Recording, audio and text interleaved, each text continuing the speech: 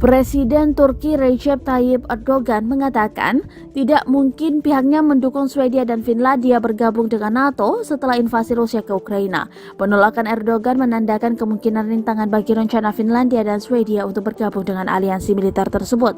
Berbicara kepada wartawan di Istanbul pada hari Jumat 13 Mei 2022, Erdogan mengatakan Turki yang sudah menjadi bagian dari NATO tidak memiliki pandangan positif tentang langkah negara-negara Skandinavia untuk mencari keanggotaan.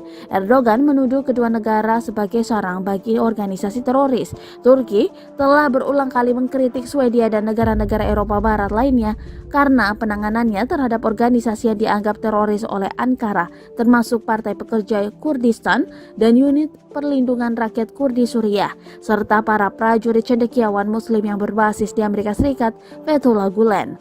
Ankara mengatakan bahwa Gulenis melakukan upaya kudeta pada 2016.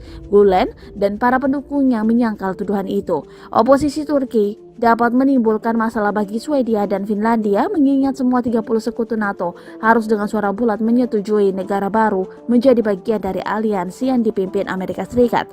Erdogan mengatakan adalah kesalahan bagi NATO untuk mengakui Yunani yang dengannya Ankara berselisih mengenai sejumlah masalah pada tahun 1952 dan mendesak agar kesalahan serupa tidak dilakukan sekarang. Turki juga bergabung dengan NATO pada tahun 1952. Pernyataan yang muncul setelah Presiden dan Perdana Menteri Finlandia pada hari Kamis mengatakan negara itu harus mendaftar untuk bergabung dengan aliansi tanpa penundaan.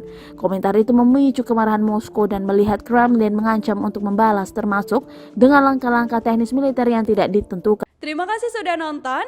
Jangan lupa like, subscribe, dan share ya.